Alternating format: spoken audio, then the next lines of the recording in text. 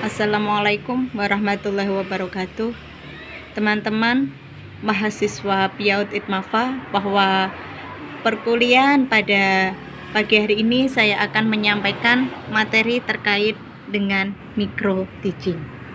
Ya, teman-teman yang saya hormati, micro teaching adalah menurut Kaper and Allen pada tahun 1971 mendefinisikan pengajaran mikro. Micro teaching adalah suatu situasi pengajaran yang dilaksanakan dalam waktu dan jumlah siswa yang terbatas, yaitu selama 5 sampai dengan 20 menit dengan jumlah siswa sebanyak 3 sampai dengan 10 orang.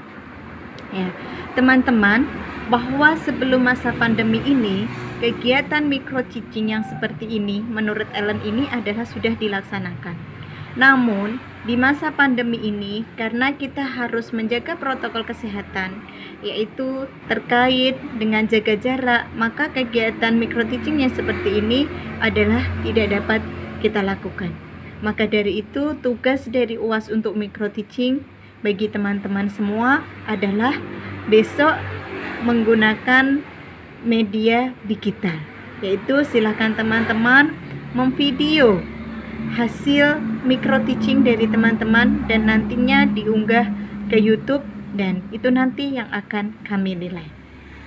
Teman-teman yang saya hormati, dan menurut Waskito 1977 mendefinisikan bahwa micro teaching adalah suatu metode belajar mengajar atas dasar performa yang tekniknya dengan cara mengisolasikan komponen-komponen proses belajar mengajar sehingga calon guru dapat menguasai setiap komponen satu persatu dalam situasi yang disederhanakan atau dikecilkan.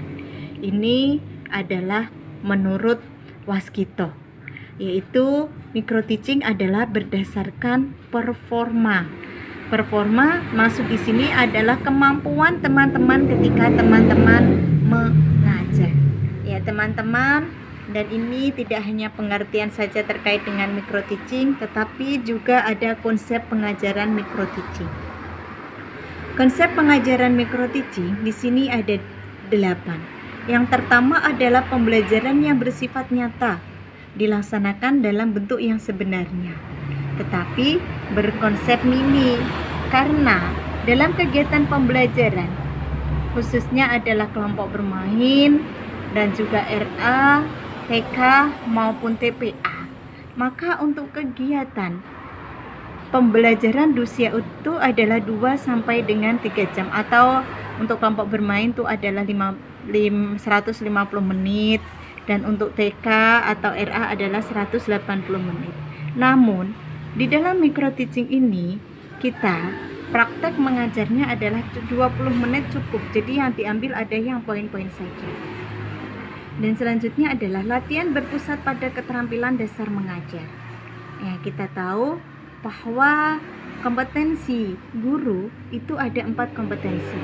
Yang pertama adalah kompetensi profesional, yang kedua adalah kompetensi pedagogik, yang ketiga adalah kompetensi sosial, dan yang keempat adalah kompetensi kepribadian. Jadi semua calon guru harus menguasai terkait dengan 4 kompetensi itu. Maka dari itu, konsep dari pengajaran micro teaching adalah latihan yang berpusat pada keterampilan dasar mengajar. Yang ketiga, mempergunakan informasi dan pengetahuan tentang tingkat belajar siswa sebagai umpan balik terhadap kemampuan guru.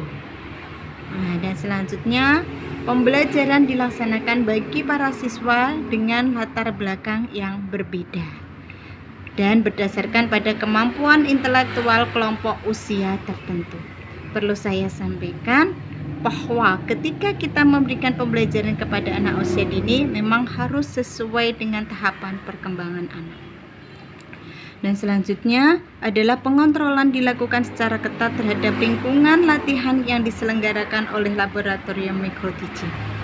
Suasana minim tekanan, agar calon guru mudah mempelajari keterampilan mengajar, agar siswa bisa berpartisipasi aktif dalam pengajaran, dan kesempatan latihan ulang dan pengaturan distribusi latihan dalam jangka waktu tertentu yang disediakan agar semua peserta bisa mendapatkan porsi yang setara. Ini adalah termasuk konsep pengajaran micro-teaching. Dan selanjutnya adalah tujuan micro-teaching. Tujuan micro-teaching yang pertama di sini adalah membentuk mahasiswa yang memiliki keterampilan dan sikap profesional. Sikap profesional ini adalah diantara dari kompetensi seorang guru. Yang pertama adalah membuat perencanaan. Sebagai seorang guru, ketika kita mau mengajar, kita harus membuat perencanaan. Ya, minimal kita harus sudah mempunyai Promes, RPPM, dan RPPH. Nah, itu adalah administrasi yang harus disiapkan. Namun, sebelum itu, kita juga harus menyiapkan terkait dengan penataan lingkungan main. Kira-kira tema apa yang harus kita sajikan kepada anak-anak kita, dan bahan alat main apa yang harus kita berikan kepada anak-anak kita. Dan setelah itu adalah kira-kira kita menggunakan strategi apa ya? Kita menggunakan metode apa ya? Ketika kita membuat kegiatan pembelajaran, ketika kita mengajar, apakah menggunakan metode sentra, apakah menggunakan metode area, ataukah kita menggunakan metode kelompok atau sudut dan lain sebagainya. Bahan dan alat yang kita sediakan apa semua? Contohnya adalah sentra BAC. Sentra BAC, kira-kira berapa ya kegiatan yang harus kita sediakan? Nah, kita harus mengetahui jumlah siswa kita berapa, bahan dan alat main yang harus kita sediakan. Namun, ketika di masa pandemi ini, kegiatan BDR yang memfasilitasi adalah orang tua, bukan guru lagi. Guru di sini hanya sebagai fasilitator, ya. Guru hanya sebagai konsultan, fasilitator bagi orang tua. Orang tua adalah fasilitator bagi anak-anaknya. Selanjutnya adalah kita harus mampu berbicara di depan kelas secara runtut dan runut, sehingga mudah difahami oleh edian atau peserta didik. Kalau di kelompok bermain atau di kelompok TPA atau RA, kita tahu bahwa di kegiatan micro-teaching atau ketika kita mengajar ada kegiatan pembukaan, ada kegiatan inti, dan juga ada kegiatan penutup. Di kegiatan pembukaan, kita tahu bahwa kita harus menyiapkan mulai dari ucapan salam, kegiatan-kegiatan habituasi, kegiatan pembiasaan yang harus kita berikan, lagu-lagu apa yang harus kita berikan sesuai dengan tema, kosakata harus kita tentukan, materi bercerita, ya, lagu-lagu harus sesuai dengan tema. Bahkan aturan mainnya juga harus kita jelaskan kepada anak-anak didik kita sebelum kita menyampaikan di kegiatan inti. Ya, di sini ada terampil membuka dan menutup pelajaran. Dapat bertanya secara benar. Ketika di kegiatan inti, kita harus mempunyai kemampuan dengan kalimat terbuka, yaitu menanyakan terkait dengan pertanyaan-pertanyaan terbuka. Apa yang kamu lakukan? Ya, dan lain sebagainya. Dan dapat memotivasi belajar siswa atau peserta didik dengan kalimat-kalimat invitasi. Dan juga dapat membuat variasi dalam mengajar. Nah, membuat kreativitas, inovasi dalam kegiatan belajar mengajar. Dapat menggunakan alat atau media pembelajaran dengan benar.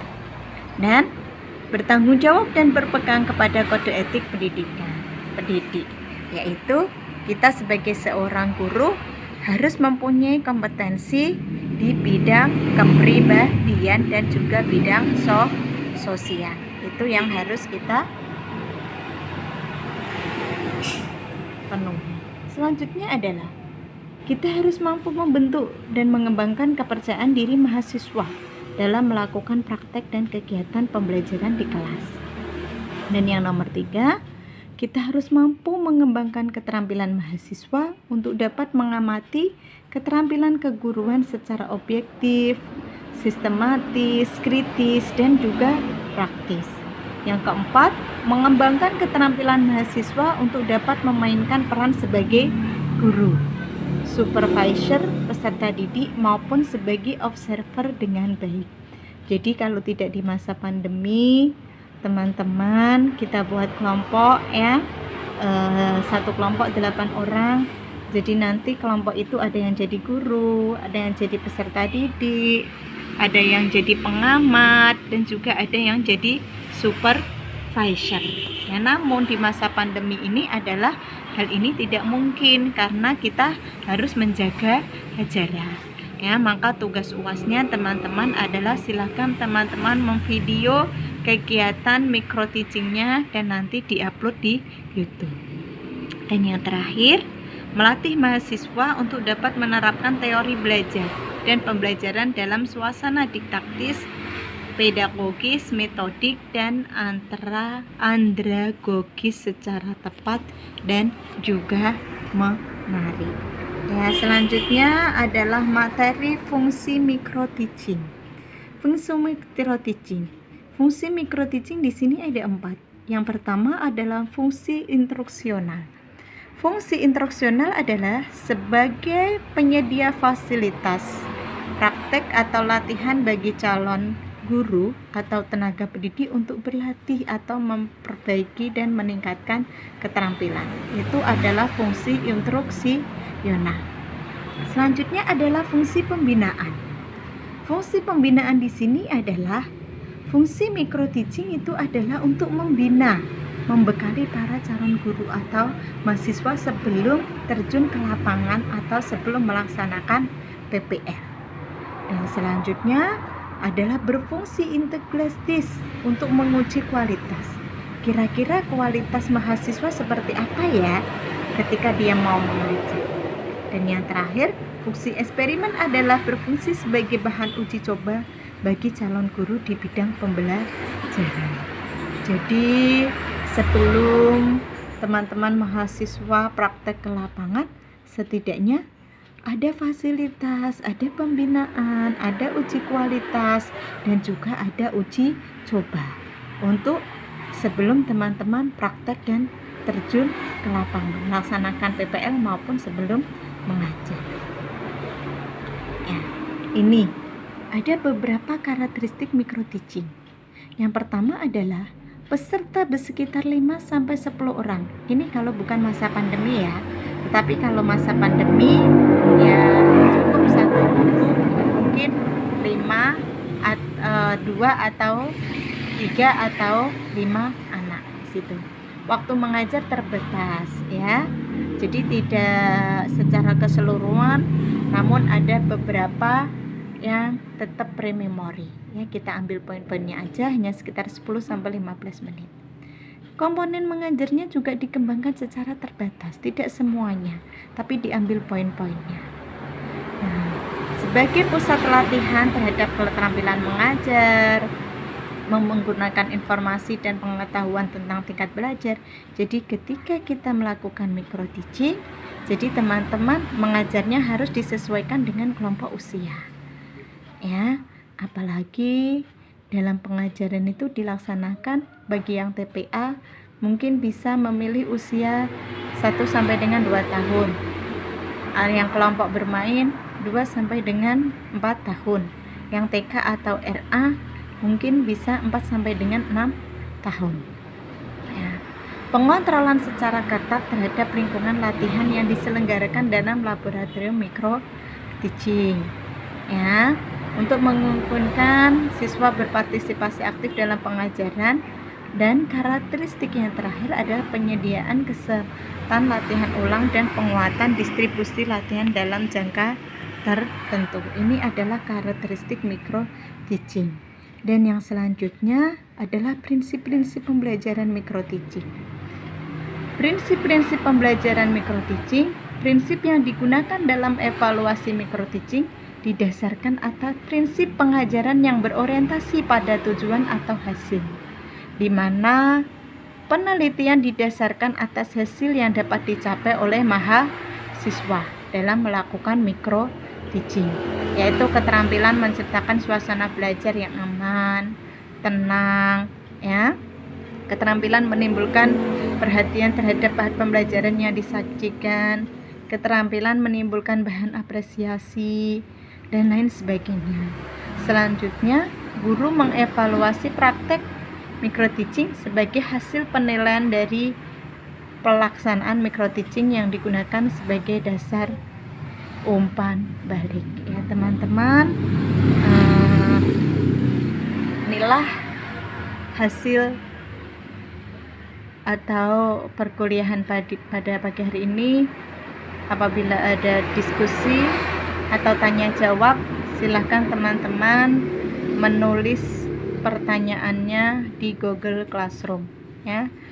Saya kira cukup dari saya. Apabila ada kata-kata saya yang kurang berkenan di hati para teman-teman semuanya, saya mohon maaf yang sebesar-besarnya dan setulus-tulusnya. Akhirul kalam, wallahul muwaffiq ila aqwamit thoriq. Wassalamualaikum warahmatullahi wabarakatuh.